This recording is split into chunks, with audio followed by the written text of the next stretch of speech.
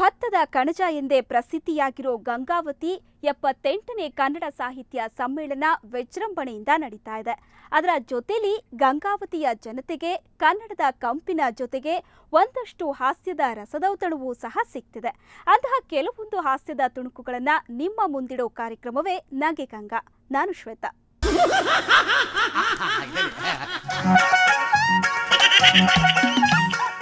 ಮೊದಲಿಗೆ ಗಂಗಾವತಿಯ ಜನರನ್ನ ಹಾಸ್ಯದ ಕಡಲಲ್ಲಿ ತೇಲಿಸಿದ್ದು ಗಂಗಾವತಿ ಪ್ರಾಣೇಶ್.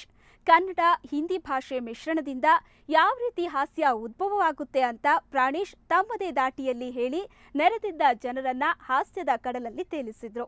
ನಮ್ಮ ಭಾಷೆಯಲ್ಲಿ ನಾನೆಲ್ಲ ಹಾಸ್ಯ ಪ್ರಸಂಗಗಳಲ್ಲಿ ಹೇಳುವಂಗೆ ಹೈದರಾಬಾದ್ ಕರ್ನಾಟಕ ನಮಗೆಲ್ಲ ಸ್ವಾತಂತ್ರ್ಯ ಬಂದರೂ ಇನ್ನೂ ನಾವು ದಾಸ್ಯದಲ್ಲೇ ಇದ್ವಿ. ಹೀಗಾಗಿ ಇಲ್ಲಿನ ಭಾಷೆಯಲ್ಲೂ ಕೂಡ ನಾವು ಇವತ್ತಿಗೂ ಉರ್ದು ಮಿಕ್ಸನ್ನು ಕಾಣ್ತೀವಿ.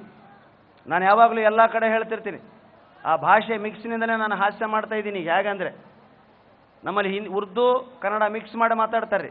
ಮುಸ್ಲಿಂ ಸ್ನೇಹಿತನ ಜೊತೆ ಮಾತಾಡ್ತಿರ್ಬೇಕಾದ್ರೆ ಅವನಿಗೆ ಚೆನ್ನಾಗಿ ಕನ್ನಡ ಅರ್ಥ ಆಗ್ತಿರ್ತದೆ, ಆದ್ರೆ ಇವ್ರು ಅವ್ನಿಗೆ ಹಿಂದಿಯಾಗಿ ಹೇಳ್ತಿರ್ತಾರೆ.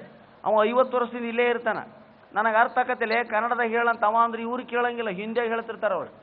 ಏನು ಅಣ್ಣ ಭಾಷಾಕು ಹೆಣ್ಣು ದೇಖನೆ ಕೆಲಿಯೇ ಹೊನ್ನೂರು ಗಯಾತ. ಇದರ ಕನ್ನಡ ಯಾವುದು ಹಿಂದಿ ಯಾವದ್ರಿ?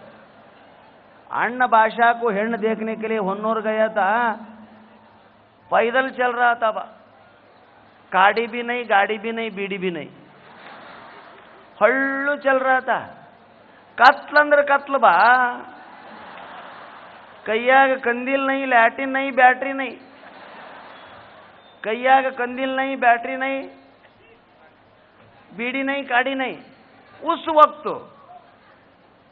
कल्ली साल में एक हाव सड़ सड़ सड़ सड़ सड़ गया. उस वक्त कल्ली साल में एक हाव सड़ सड़ सड़ सड़ गया. मैं बड़गी तಗೊಂಡ್ಬೆನ್ನತ್ತೆ, मैं बड़गी तಗೊಂಡ್ಬೆನ್ನತ್ತೆ. वो पुस्तक ने गुद में गया. गुद छोटा था बा, पूरा हाव अंदर नहीं गया, बाल इतना सा बचा. मैं 2 बड़ से बाला यूं पकड़ के नागप्पा को ಹೊರಗೆಳೆ. बशीर क्या हो गया मालूम तुम्हें? हाव ಹೊರगा को यूं यूं यूं आड़ने लगा. मैं क्या करूं मालूम बशीर? बाजू एक कल पड़ा था, कल तಗೊಂಡು एक मार्या, नागप्ಪ ಬೆನ್ನ ಹತ್ಯ, मैं ಬೆನ್ನಿ ಕಾಲು ಹಚ್ಕೊಂಡು ಓಡ್ಯಾ. ಇದು ಯಾವ ಸೀಮಿ ಭಾಷೆ ರೀ? ಇದನ್ನು ಕೇಳಿಬಿಟ್ರೆ ಸಾಕು ನಾವು ಹೈದರಾಬಾದ್ ಕರ್ನಾಟಕದವರು ಅಂತ ಅನ್ಬೋದು. ಇದನ್ನು ಹೇಳಿಬಿಟ್ರೆ ಸಾಕು 371 ಆರ್ಟಿಕಲ್ ಜಾರಿಯಾಗಿ ಹೋಗೈತೆ ನಾವು. ಯಪ್ಪ ಹಿಂಗೆ ಮಾತಾಡಬೇಡಲ್ಲ ತಂದೆ, ತೊಗೊಂಡ್ಬಿಟ್ಟಿದ್ದನ್ನು. ಅದಕ್ಕೆ ಅವರು ಭಾಳ ಸೀರಿಯಸ್ ಆಗಿ ಕೇಳಿದ್ರೆ ನಾವು ಹಾಸ್ಯದವರು ಹಾಸ್ಯವಾಗೇ ಕೇಳ್ತೀವಿ.